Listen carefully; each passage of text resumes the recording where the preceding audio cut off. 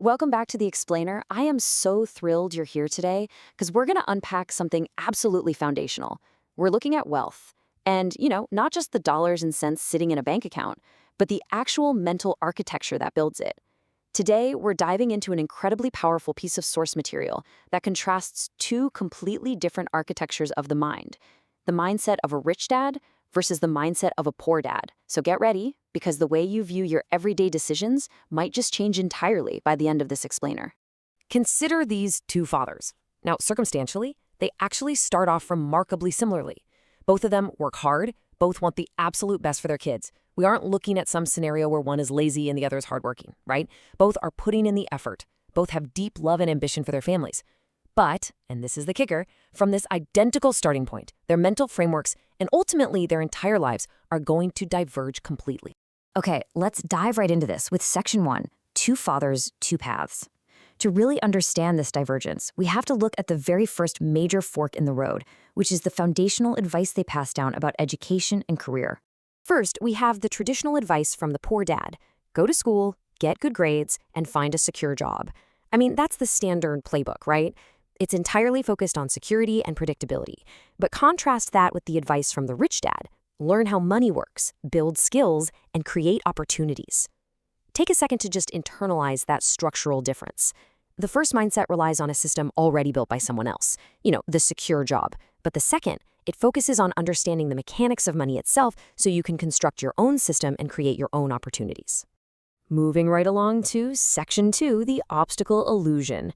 Because it's not just about the advice they give, it's really about how these two different mindsets handle the inevitable roadblocks that life throws at them. Think about the actual punctuation of their internal dialogue. The poor dad says, "I can't afford it, period." It's a closed door. The moment you say that, your brain literally shuts down its problem-solving functions. It just accepts defeat. But the rich dad, he asks a question: how can I afford it? That question mark is so powerful. It actively forces the brain to boot up, to start searching for creative solutions, to figure out the puzzle. And that brings us to this profound takeaway. One mindset stops at obstacles, the other looks for solutions. I want you to really let that sink in for a second. When you look at a challenge, whether it's financial, professional, or personal, what is your default reaction? Does your mental framework put up a stop sign, or does it instantly start drawing a map around the roadblock? Let's jump into Section 3, the mechanics of money. We're moving from abstract ideas into daily reality now. This is where the rubber meets the road and where these mindsets actually take physical shape in the real world. The fundamental difference here basically comes down to operations. The poor dad works for money. He trades his limited time for a paycheck. Now, the flaw there is pretty obvious. You only have 24 hours in a day, so you have a built-in ceiling on your earning potential. But the rich dad flips the equation entirely. He makes money work for him. He builds systems that generate income even while he's sleeping, completely separating his income from his direct physical time. And this brilliantly illustrates exactly how he does it with a concrete 3-step methodology. Step 1, he invests. He puts his resources into vehicles that are actually going to grow. Step 2, he builds assets. He focuses on acquiring things that put money into his pocket rather than liabilities that just drain it out. And step 3, he creates multiple income streams. He doesn't rely on a single fragile point of failure like one secure job. He diversifies his leverage.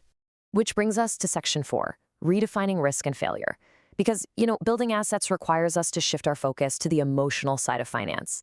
How do these different mindsets perceive risk when things inevitably don't go as planned? While the poor dad sees risk in every opportunity, it's this kind of paralyzing fear where he looks at a potential gold mine and only worries about the cost of the shovel. But the rich dad, he sees opportunity in every challenge.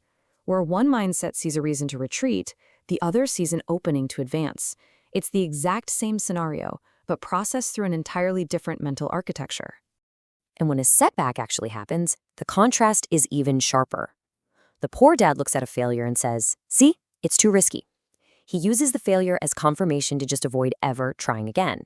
But the rich dad looks at that exact same failure and asks, "What can I learn from this?" These distinct reactions prove that one mindset avoids setbacks entirely, which basically ensures stagnation, while the other extracts immense value in education from them, ensuring future growth. Now for our final part, Section 5, wealth starts in the mind. This is where we bring the whole shebang together. Because the biggest difference between these two fathers, it isn't actually the money itself. So the crucial point is redefining this concept right here. Wealth is not money. It's thinking. It starts in the mind long before it ever appears in a bank account. The money is really just a lagging indicator. It's the physical symptom of the mental machinery that's been operating behind the scenes all along. So, how do you go about upgrading that machinery? Well, the text outlines 3 distinct pillars. Your future is shaped by, first, the questions you ask. Remember, it's how can I afford it versus I can't. Second, the skills you learn, focusing on the actual mechanics of money rather than just hunting for a secure job. And third, the mindset you choose. Adopting this mindset means you're going to train your brain to start seeing opportunities where everyone else only sees problems. Now, I want to turn this directly over to you. What questions are you asking? When you hit a wall, do you make a defeated statement? Or do you ask a proactive question? Which mindset will you choose to operate from starting today? Because as we've seen throughout this explainer, that single choice literally dictates the entire trajectory of your path. And that brings us to our final, powerful send-off. Change your mindset, change your life. You've got the blueprints now. You know to seek solutions instead of just stopping dead at obstacles. So the only question left to ask yourself is, what will your very first asset be? Thanks so much for joining me on this explainer, and I will see you on the next one.